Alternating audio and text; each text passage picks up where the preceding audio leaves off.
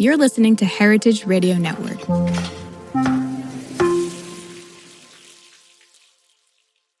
This episode is brought to you by Wisconsin Cheese. There's a reason when you think of Wisconsin, you think cheese. Cheese is a huge part of Wisconsin's history and future. In Wisconsin, the state of cheese, the tradition of cheese-making excellence began 180 years ago, before Wisconsin was recognized as a state. Immigrants traveled to settle in this lush green hills of Wisconsin, bringing their cheese-making traditions with them. These storied skills, combined with the freshest milk available, created a cheese-making culture that is uniquely Wisconsin.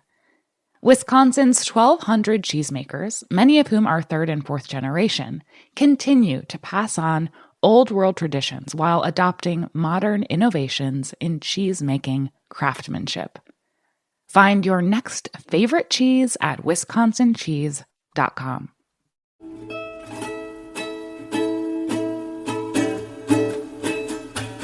Welcome to Pizza Quest. I'm Peter Reinhardt. Those of you who listen to Heritage Radio Network already know our next guest. He's got the longest running podcast on the network, Jimmy Carbone. He's a New York-based restaurateur. He's a dedicated social entrepreneur, an event producer. And in addition to owning Jimmy's Number 43, an East Village bar and restaurant with a focus on unique beers and green market menu, Jimmy co-founded the Good Beer Seal, which exists to identify bars offering an intriguing selection of craft beer in a unique atmosphere created by owner-operators who exhibit a deep commitment. That's the key, the deep commitment not only to the promotion of craft beer, but to their community as well. Jimmy launched Beer Sessions Radio in early 2010. And more than 15 years later, Beer Sessions Radio is the longest continuously running show on Heritage Radio Network. Jimmy's the co-author of I Like Pig, Recipes and Inspirations from New York City's Pig Island. Jimmy, we're going to talk about that in a minute, which was a finalist for an IACP Cookbook Award. Jimmy's also founder of Food Karma Projects, a creative producer of food and media events throughout the New York area. So, host of Beer Sessions, Jimmy Carbone, welcome to Pizza Quest, and thanks for joining us. Well, Peter, it's so great to be talking with you on your show. You know, the minute Pizza Quest came online on Heritage Radio Network 5 years ago, I was like, wow, this is a great show, great idea, and I can't wait to be on. So thanks for having me. Well, you invited me on yours, so I got to talk with you on your show on Beer Sessions, and we talked about beer and pizza. And today we want to talk about, I know that you recently had a guest on who was an expert on ciders, apple ciders, hard ciders. And I love those. In some ways, I like hard ciders almost more than beer even, although it's sometimes hard to draw the line between the two. So we thought today I'm going to have you share with me and with our listeners some of the things you learned from the cider side of things, as well as the beer side. And, and hear a little bit about your story. I mean, you've been doing this for 15 years. Some people know a lot about you, but many people don't. So, Jimmy, before you take me through a tasting, I've got 3 ciders here. I want you to guide me through them. But before we get into those, can you talk a little bit about the journey you've been on for the last 15 or so years in creating Beer Sessions and the things that came before your restaurant, the nonprofit work that you're doing, and your book? I want to hear about I Like Pig. Well, I grew up I'm actually in my hometown today. I'm in a cafe called Battlegrounds Coffee in Haverhill, Massachusetts, just north of Boston. We can hear a little bit of the background and, there. I had a pretty eclectic Italian family where food was number one. And my different aunts and grandmothers were from different parts of Italy, from, Genoa, Liguria in the north to Abruzzo in the mountains, and Campania in the south. So I grew up, I felt like I grew up with the best culinary education we could have had, as well as where we live. We're always near fresh seafood. And at the time, there were a lot of small farms up here. So I kind of was primed. I knew what good food was when I was a little kid. Yeah. And I got to go to New York because I went to school. I was a decent enough student to get into Columbia University. went to New York, and it was about 10 years process of learn how to live on my own. And the number one issue was finding a good lunch. I know you have your quest story, and this all started with, wow, I could not go into the school cafeteria. Even when I was a kid, my mother made my lunch almost every day until high school. I used to swap when I was in fifth grade. There was the American kid, Jimmy Owens, and I would bring in an extra whatever I had. If it was pizza, extra finger raviolis, I would give him half, and then he would give me his Drake's American apple pie. And I thought that was a huge deal, and so did he. So early on, I learned that there was value in Italian food, and I got to bum around, hitchhike. I was in a lot of places. I was on trucks in Turkey, and I went behind the Iron Curtain in 1983, which is a long time ago. And at every stop, I had a simple meal. And so by the time I finished school, I was going to be an architect. I just couldn't take being in an office. And I worked in a restaurant. And the next thing I know, I was buying the wine. And because I was buying the wine, I started cooking. And I wanted to pair the different wines I had. So that was over 30 years ago. And then the next thing I know, I found a restaurant that was closed in the East Village, and I opened it. It was called Mugsy's Chow Chow. And that was my real quest, because once I got to that point, I had to learn how to cook. I had to learn how to run a place. It was a small place. Really, it was a great. And that's my love. This will lead me to why I like cider. The number one reason I opened a place was I loved hosting people. I loved hospitality. But by being What in the kind of industry, having a wine license, I was able to. Well, let me just. Interact with the knowledge of the people that sell wine and spirits and beer in New York in particular is every single one of them is an expert. So my yeah. education was tasting with wines and craft beers as they came out and fine spirits, and that was my job. And so I got to cook and run the restaurant, and that paid the bills. But I got to dive right in, and I remember I was really proud. After a few years, there was a club that you had to prove that you had tasted 100 different grapes. And with wine, we'll get into beer and cider, but with wine, if you keep track of all the wines you had in the traditional regions, France and Italy, every single wine you've tried has at least three or four grapes in them. So within half an hour, I realized I tasted probably 200 grapes in my life at that point.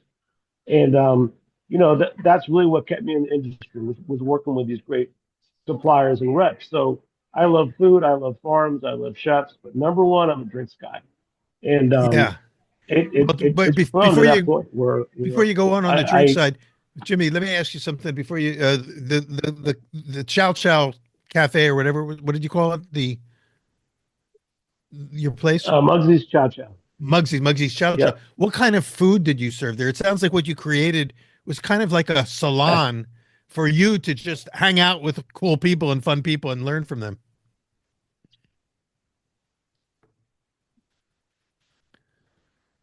Yeah, and it was that, and it was also to learn how to cook. I had to go deep within myself and realize what did I know, what tastes did I know. Yeah. So it was Italian food. And my first cookbook I worked with was Marcello Hazan's book.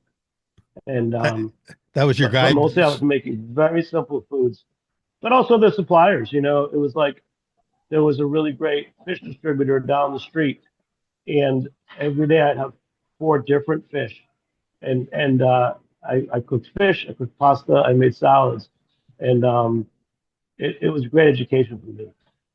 So And of so course, we paired all the drinks with it. So is it still going?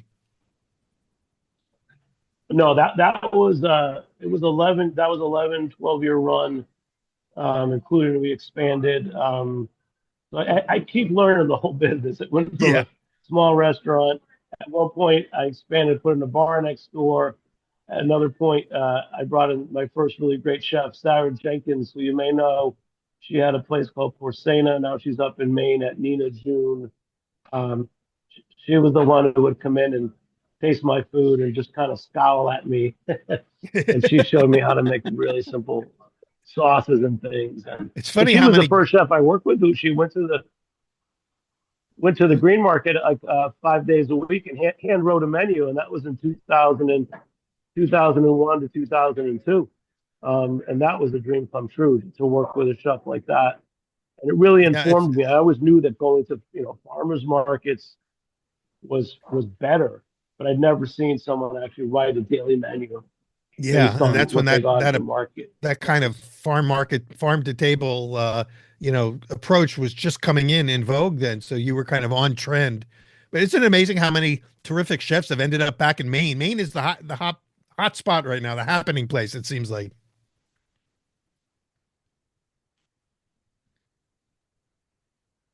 Oh yeah, Yeah, I can see because you're live from a cafe. We're yeah. having a When I little go bit up to of. Maine, sometimes I actually do a cider feast event in Portland, Maine. So on, Yeah, we're having a little connectivity problem with the sorry, Wi-Fi at the can you hear me cafe. now? I can hear you now. Yeah, in and out.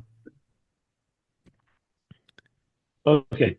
So, yeah, for example, jumping ahead to cider, I now do a cider feast.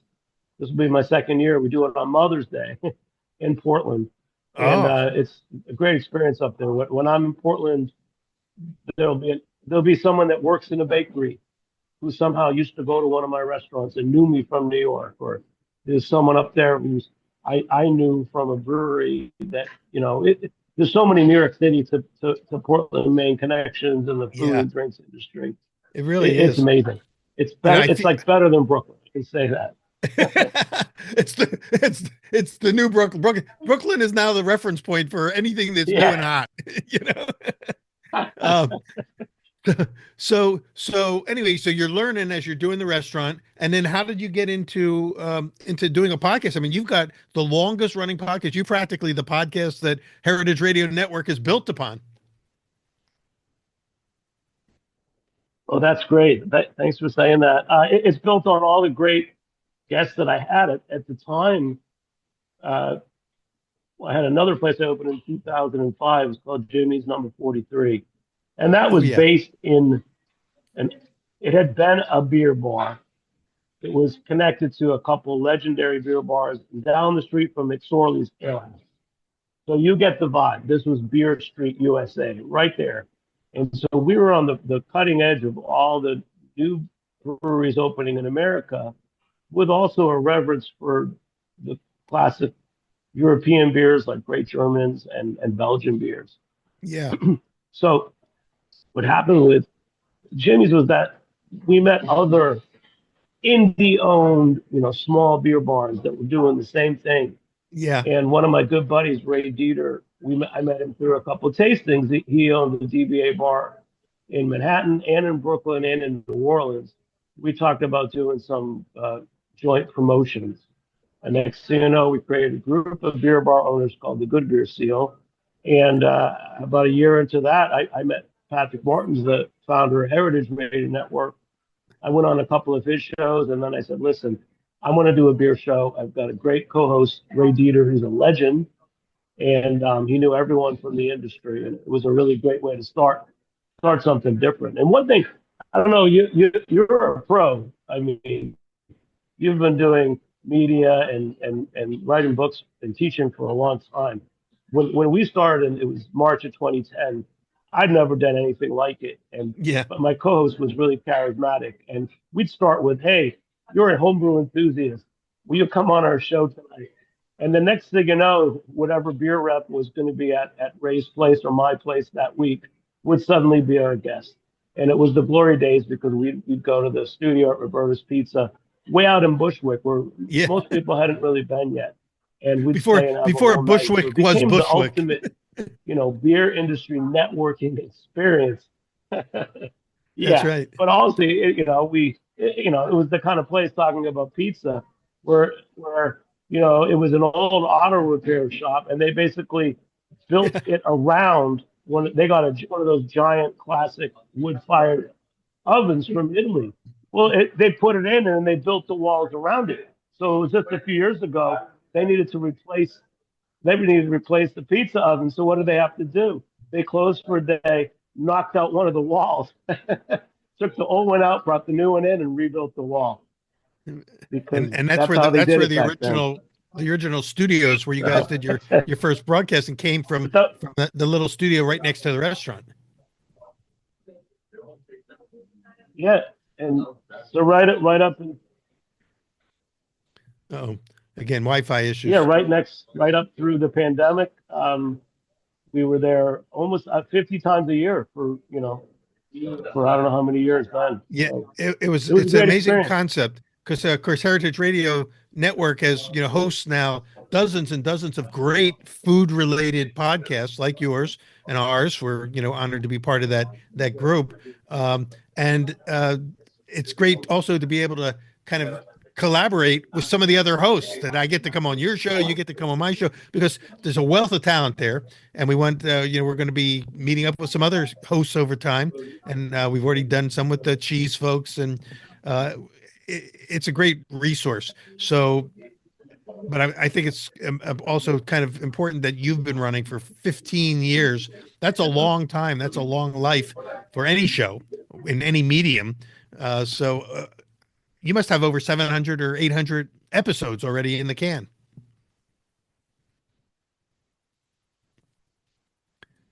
Oh, you there? We keep intermittently losing Jimmy because of the connectivity issues with Wi-Fi. We'll see if we can get him back. In the meantime, while he's coming back, what I was trying to get at here is some of the interesting people that he's met doing as many shows as he's done. I mean, for 10 years, they got 500 episodes in. So now they've been 15 years. So I'm guessing somewhere around 700 episodes. There you go. You back? Can you hear me, Jim?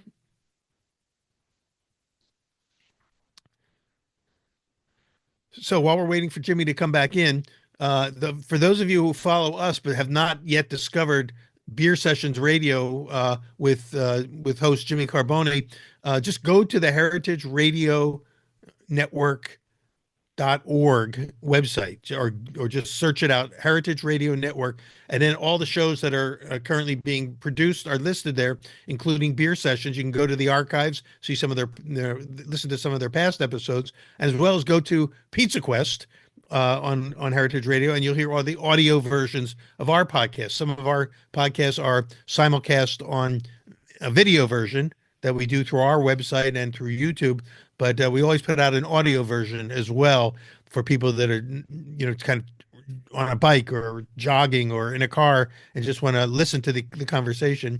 And so essentially we've been running parallel tracks here.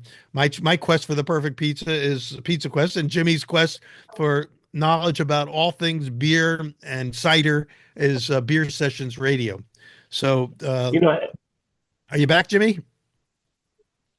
I keep hearing him cutting in and then cutting out.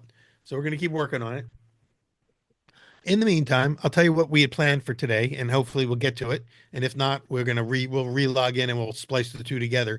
But we decided that since he just had a cider show, and he loves ciders as much as I do, that I would get 3 ciders from my local market. Got them from Whole Foods. I got a nice ciders section there at Whole Foods in Charlotte, where I'm based. And I brought 3 of them with me. One is called Samuel Smith's Organic Cider. It comes from Great Britain. We've got one called Original Sin Black Widow Cider. So Original Sin is the brand, Black Widow Cider, and it's pressed with blackberries as well as, New York apple. So that's a New York cider. And the third one is called Potter's Craft Cider. And the particular cider, because they probably have more than one, is Petite Cider, Potter's. And I'm not sure exactly where, let's see where Potter's comes from. Charlottesville, Virginia. So we're across the pond and we're on the East Coast. Now, where I used to live in California, we had California-based ciders, Ace Cider, and some of the early ones. I lived in apple country, but it was Gravenstein country. There weren't enough Gravensteins still left because most of those fields have been turned into orchards, were turned into vineyards. But Gravenstein's a great apple for eating out of hand. doesn't ship well because it's got a thin skin. And a couple people tried to turn it into a cider business to kind of save the apples, so to speak. But the California apples, and then there's Washington State apples. I mean, there's apples everywhere, and every type of state or region that has great apples. Carolina, where I am, has a great apple industry on the west side of the state. Cider seems to be the way to go as far as growing the productivity and the profitability of growers, because you can make a whole lot more from selling the liquid version of apples in the form of cider, whether it's hard cider or even fresh pressed cider, than you can by just selling apples by the piece. But and of course, it's not just an American thing. Certainly in France, apple ciders have been a big part of the spirits business there as well. So these are the things I picked up along the way, but mostly I'm no expert. I just like to drink them. When I go someplace, I would, sometimes will prefer to choose the cider on tap than I will the beers on tap, just because I'm feeling it, and especially depending on what I'm eating. So that's a little bit what I wanted to talk about with Jimmy. Are you back, Jim? Can you hear me? I can now. Great. All I've right. been filling in while we've been waiting for you to get back to give a little background on what we're planning to do. I've got my 3 ciders with me. I've got some cheese with me as well. I recently did a show with the cheese dude, our expert on cheese. We do this shows with him periodically, and we did a whole show on what we call stinky cheeses. And I've got one of those stinky cheeses with me called raclette, which is kind of an Alpine great melting cheese with a Swiss. Well, this one's from Switzerland. It can be made other places. But I've got some of that with me as sort of my palate cleanser, and I've got some crackers. But I've got 3 ciders, and I was hoping maybe you could guide me for how to get the most enjoyment from each one. What are the things I should be looking for based on what you've learned in your shows with the cider guys? Well, what's exciting about cider, whether it's on a radio show or doing the cider feast events that I do. Well, first, you asked me how I got into it. Again, it was from being in the business. In 2011, there was a New York State movement to really promote more cider makers in New York State, and it became the first New York Cider Weeks. In my place, Jimmy's number 43, we had a gathering space as well as the restaurant. So we hosted a lot of the first few years of official gatherings, press events, tastings. So I got to know a lot of the people who were already then, working direct from orchards and doing traditional, French or English style cider making, and even Spanish. It's always the thing is to start with style. So one reason I still do all the cider feasts is that in every region, including where you are, in the South, North Carolina, Virginia, up in the hills, there's some great apples and great terroir for growing apples. A lot of times it overlaps where you can grow wine as well. And in some places, the wine growers compete with the land for the apples. It really depends on the elevation and things. And I don't know a lot about it. But again, like you, I talk to all the experts. The first thing is you got to taste it. It is a wide range. I like dry ciders. When one of our greats who's still making cider, Steve Wood in Farnham Hill in New Hampshire, back in the 70s, he was one of a few people that had an apple orchard and started planting traditional European varieties of apples so that they could make good ciders. And I can't see everything, but and what he was such a purist. He was only making still cider. So you think about a still cider without carbonation, but you realize that it's not everyone's cup of tea. So he, like many other of the really great orchard-based, I always call them fine cider makers. They started making, in 750 wine style bottles, a little bit of sparkling cider, and that's kind of what everybody was going for and still does. I can turn someone on if you have a nice dry cider with a little sparkling to it. The wine drinker is going to love it. But other people have different palates. There's some cider makers like Graft up in Hudson Valley that do everything from a real classic one called Native, that's dry and sparkling, to others that have different flavors in them. And there's a lot more people who are hybrids between winemakers and cider makers doing co-ferments, where they're using different fruits. Like up in Maine, there's one place called Apres, APRES in Portland, drinks, and one of his best ciders actually he uses Maine blueberries. And when you think about blueberry, you think it's going to be sweet and blue. Well, you got the blue, but really, as you know, as a chef, blueberries are actually really dry and tart. So to add Yeah. a little bit of blueberry to an apple cider while it's fermenting, you're going to get you can get a really classic dry, pretty much apple fruit wine. So there's so many.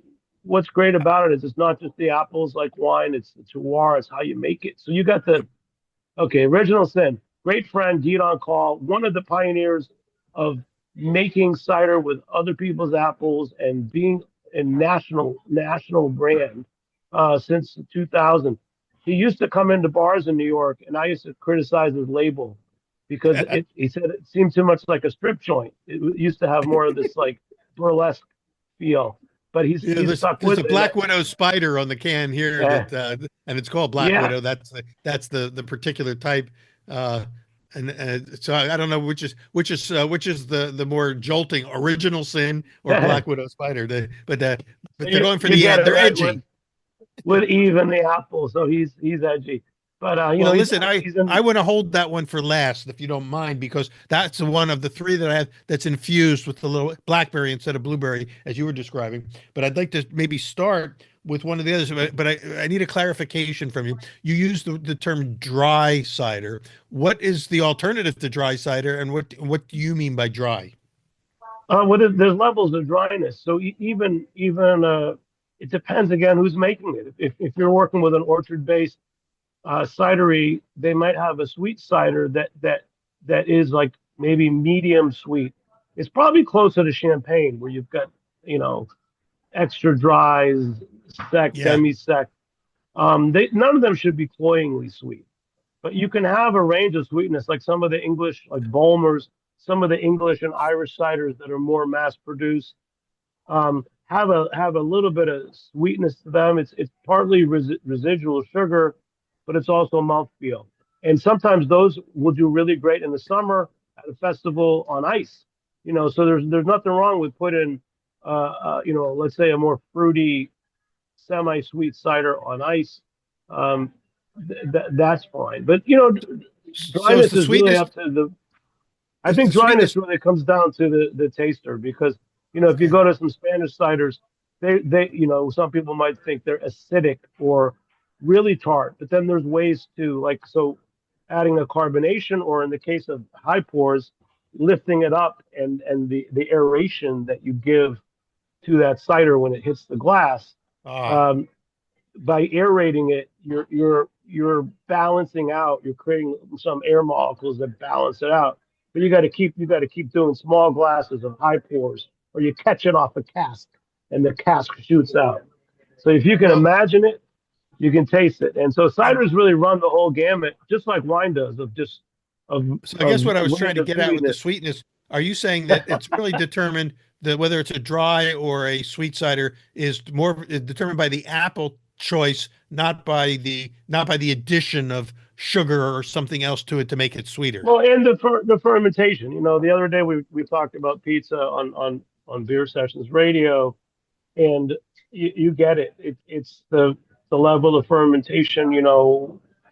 I don't know how you make a bone dry cider versus a semi sweet.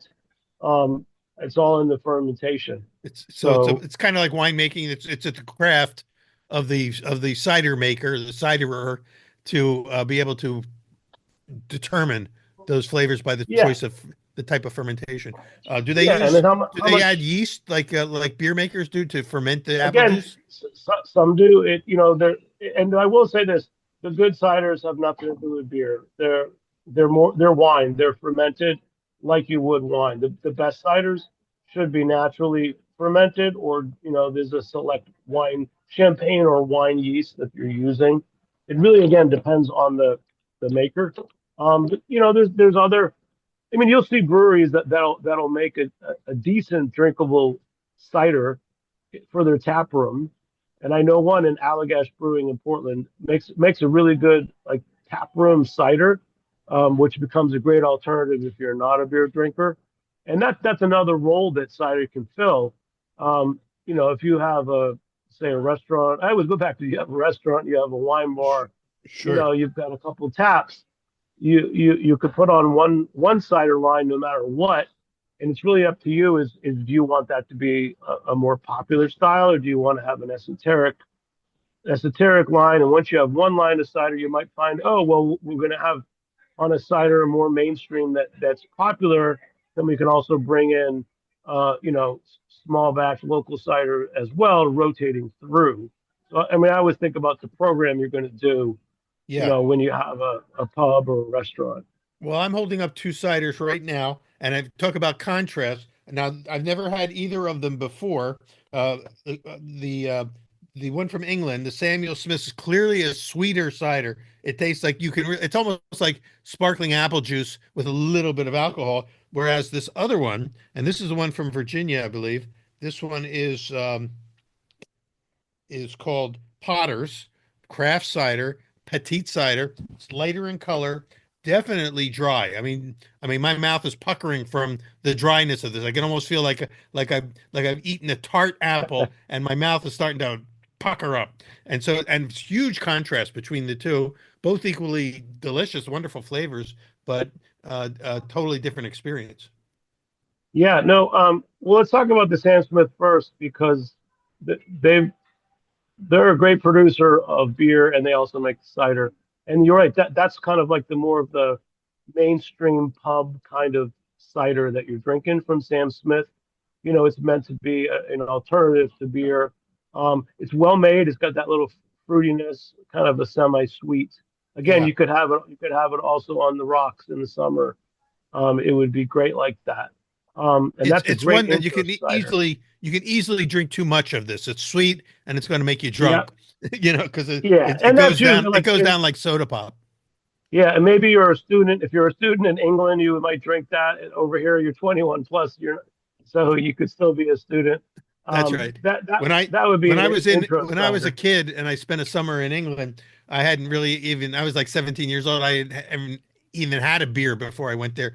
My ramp up to it was what they called shandy or shandygraph or sandy. Yeah, It was basically half beer and half lemon soda. That's what Samuel Smith cider reminds me of, is a shandy.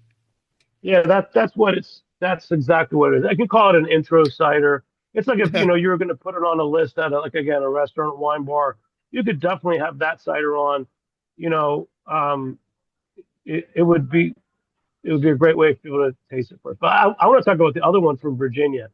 Yeah. So basically, what we know is that between Virginia and North Carolina, there's regions there that have a history of apple growing. There's a great writer and expert of cider, Dan Pucci from New York. Um, he and his writing partner wrote a great book. It's called American Cider, and it came out about 4 years ago. And he's covered every region in America that had traditional apple cider growing and making. And there's one in North Carolina called James Creek that is up there with world class, wine style dry ciders. I haven't tried it yet. I've only had them on the radio show when we did his book about 4 years ago. Um, and Foggy Ridge was also one of those top ciders out of Virginia. um, and she's got a great book, Diane Flint. She's actually stopped making cider, but they grow the apples and other cider makers. So you never know. There's some good fruit in Virginia and North Carolina, and I don't know which apples they are. Does it say on the can? Let me see. Um, Virginia just says Virginia apples. But I can tell you this, I'm enjoying it more now because I just took a piece of cheese. And after I Yeah, ate my piece of cheese, I took a sip of the cider and I tasted the nuances of the apples a lot more. What is the deal with cheese and apples? Why it goes together so well.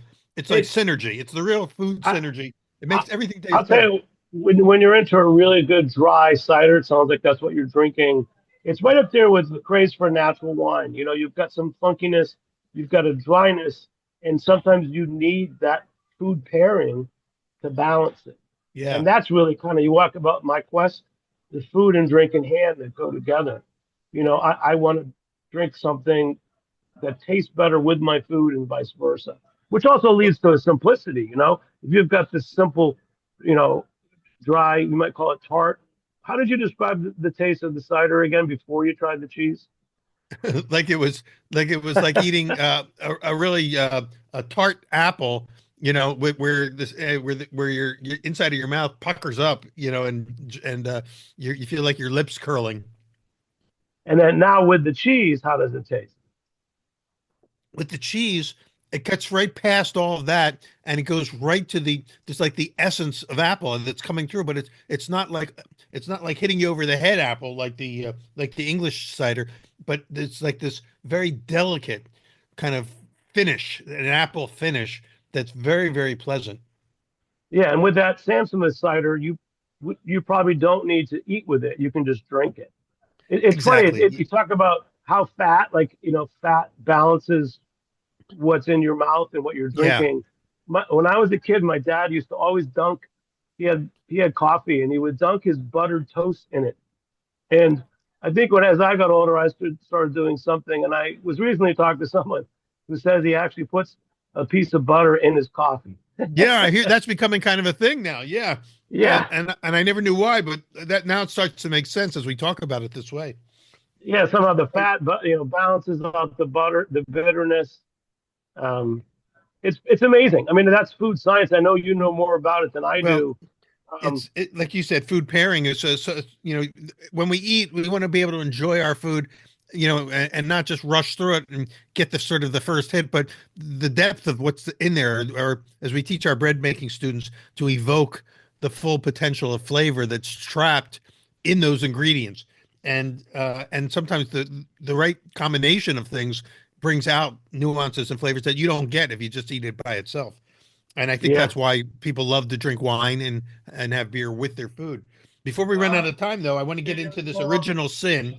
This is the blackberry, but they call it Black Widow because it's got blackberries in it. You can see that it's also got a nice rosé-ish kind of tint, or it looks like a very light Pinot Noir. And talk about sort of, again, the range of dry to sweet. This one kind of goes right down the middle between the two. Yeah, I mean, Guido on Call, Original Sin. I would just say that you have to give him a lot of credit. He makes really good ciders, and they're popular, and they move, and he's in at least 30 states. He also has an orchard in New York State where he does make some batches of New York State only, but he does source his. That's the other thing, you're bigger. He does source grapes from different parts of the country as well. Great maker. How's the cheese taste with that? Well, I'm going to try it right now. Yeah, because then I'm going to go back to something you told me the other day about pizza. Same thing. The fruit aspect of the cider becomes more pronounced when your mouth is filled with the fat of the cheese. Yeah.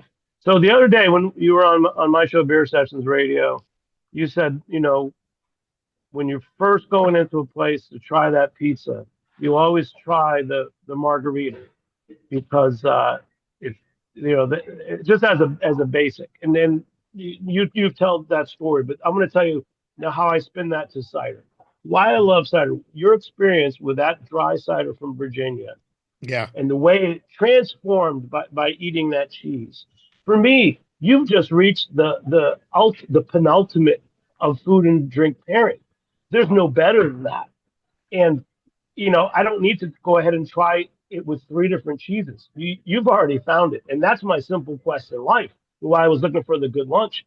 I just want something that I want to eat. I don't need to Yeah. go and have an intellectual exercise and Yeah. try 3 or 6 different cheeses now and see what's better. Yeah. And that's how I feel about it. If the cider's that good with a piece of cheese, you found that's your mount. You found your mountain. Yeah. Well, I have to say, I'm loving this Black Widow infused cider with the blackberry, because you know what it reminds me of? It reminds me of a really good what's the Belgian beer with fruits? A lambic. Lambic. It's like a Yeah, but lambic. you're It probably reminds me of a trying the lambic. creek. Yeah, the creek that has more of the fruit in it. There's other lambics that are completely bone dry.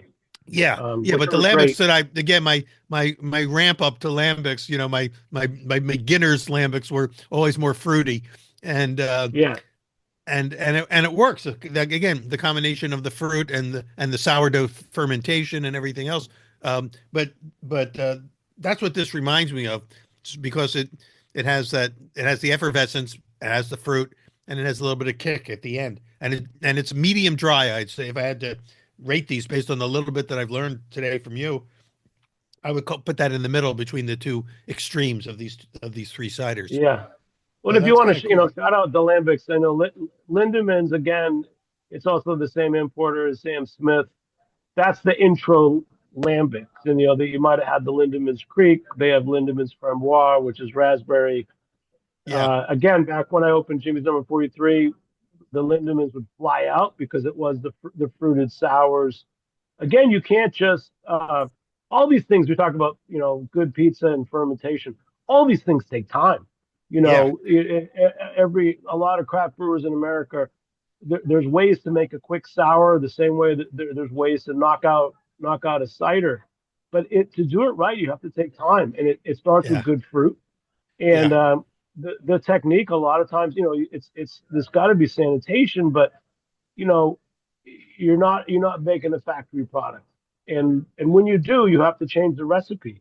I saw that with some great brewers that started small, and you, the, they were world class beers, but to grow to that scale of production, they have to change the recipe. And then they might have to say, well, we have this quirky pilsner, but we have to bring in a guy from Germany that's brewed 100-barrel batches so that we can actually make it, and it's you know right. proper.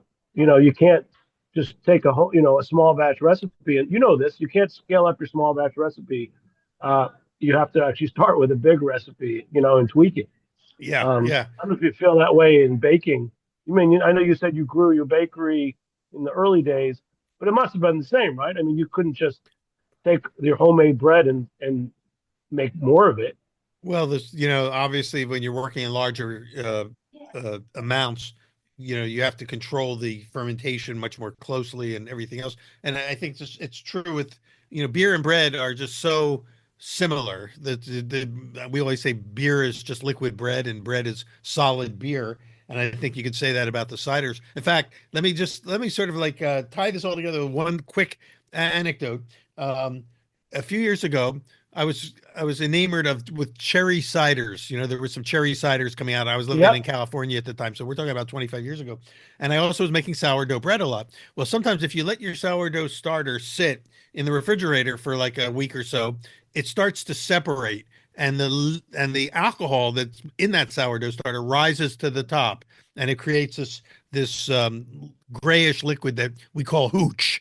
And hooch is the alcohol byproduct of sourdough fermentation. Um, and I got this idea one time of skimming off the hooch from my sourdough starter and pouring it into my cherry cider. And and basically I spiked my cherry cider, so I upped the alcohol amount, but also I gave it that sourdough, sort of tint that made it really taste like a lambic. In fact, I felt I had created an instant. You talk about quick lambics. This was a quick instant lambic beer. Made in kind of reverse engineered, going from the cider first to the beer, rather than going from the beer to the cider. Anyway, I just wanted to share that with you because I thought it's been one of my favorite sort of stumble upon food discoveries of all time. Every once in a while, when I have some of that hooch left in my sourdough starter, I skim it off and use it to spike my. It's because really it's grain alcohol. When you think about it, it's just grain alcohol, and when you add it to your anything, to your beer, to your wine, whatever. But I wouldn't add it to wine. But I'd add it to beer, I, and it turns it I into have a. another sourdough story for you. So I have no patience. I've never kept a sourdough starter more than 2 weeks. Never could even start a batch of vinegar. I would forget about it and it would dry up. But I have a friend who's a cook, and she's always got a sourdough starter. And years ago, I remember being at her house, and she showed me. So first, she had the sourdough starter. So of course, she was always making bread, and she used it every day. But then she skimmed off whatever this excess liquid was. She made like a scallion pancake for me on the spot. she would make like little crackers, or she called them wine crackers on the Right, spot. right. She was basically like, I have to use this. I use it every day, and it's amazing. I had never really thought of all the things you could do with a starter. That's right. You know, so That's many right. of us, it's like, oh, let's make a dough and you know, we're hobbyists. We'll make a batch of bread once a year. You know, that's Well, that's the camp I'm in. So. you're right. Well, and so are many, many others. Well, Jimmy, it's been great having you on the show. I want to again remind our listeners to tune in to Beer Sessions Radio with host Jimmy Carbone. 15 years on the air. Yeah, always new shows. How often do you post new shows? About once a week, once every couple of weeks? Yeah, we're about once a week. Maybe we're on pace now to do about 40 a year, different themes. You know, cider. We're going to a beer bar by the time your show comes out. Then we'll be at a beer bar in Boston, talking with a food writer. So for people that want to follow you, if they want to follow you and find out where you are, if they want to attend it, they can go to Heritage Radio. But did you also have like an Instagram? Yeah, you can follow me at Jimmy Pots and Pans or at beer_sessions. You'll find out. Yeah. So we're always out there. Boston, New York, Jimmy's Pots and Pans is kind of your moniker, so to speak. Jimmy Pots and Pans. Yeah, you can find that at Jimmy Pots and Pans. Jimmy. And there's a story to that. When I had my first restaurant, Muggs' Chow Chow, there was one customer. He walked in and started calling me Jimmy Pots and Pans, and it stuck. And I had no idea where that came from. And then when I had my first email, I was Jimmy Pots and Pans at whatever. And later on, I found out that he wasn't that original. At the time, I guess there was a tomato sauce in the supermarket called Joey Pots and Pans. Yeah. Now it sounds pretty cool. If I knew that then, I would have said, "Stop calling me that." So. Maybe you've outlived Joey's Pots and Pans, and now Jimmy's Pots and Pans. I don't want to say anything. I never even heard about him after that. So right. you put him out of business. Jimmy, it's been great having you on. Thank you so much for sharing all of your knowledge and the passion and joy that you feel after all these years of doing it, meeting really cool people, and doing what you love. And that's, I think, what really comes through, in your podcast and in all your work and in our conversations. So we're looking forward to doing this again and maybe continuing to collaborate as we find new ways to do it. Well, thanks, Peter. You're really teaching us a lot as well. So thanks so much, and great meeting you, brother. Thank you. Same here. Folks, thank you so much for joining us. We've been with Jimmy Carbone. We'll see you on the next episode of Pizza Quest, and keep hanging in there. Go to Beer Sessions Radio, where you can hear Jimmy's ongoing shows, and come back to pizzaquest.com. And we'll look forward to seeing you next time. Bye-bye, everybody. All right. Yeah. Bye, Jimmy. Pizza Quest with Peter Reinhardt is powered by Simplecast. Thanks for listening to Heritage Radio Network, food radio supported by you. Keep in touch at heritageradionetwork.org/subscribe.